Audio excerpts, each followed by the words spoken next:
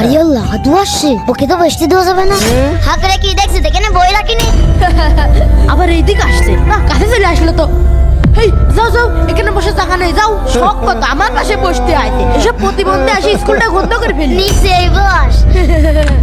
Good morning বাচ্চারা। Good morning sir. আদু কোথায়? আরে আদু, তুই নিচে বসেছিস কেন? স্যার ওরা আমার উপরে বসতে দেয়নি। আদু, উঠে খোকার পাশে বসো। ঠিক আছে স্যার। চলো। এই খোকা আসে রেজা। ওহো, আমার তো মনেই নেই আজকে তোদের রেজাল্ট হবে। তোর এখানে বস, আমি অফিস থেকে ঘুরে আসি। ঠিক আছে স্যার। এবার আমি শিওর ফেল। তুই আমার সাথে এমন করিস কার? তুই আমার বন্ধু না। বন্ধু না ঘোড়ার ডিম। কার মাসে আদু বয়সে। উল্টে।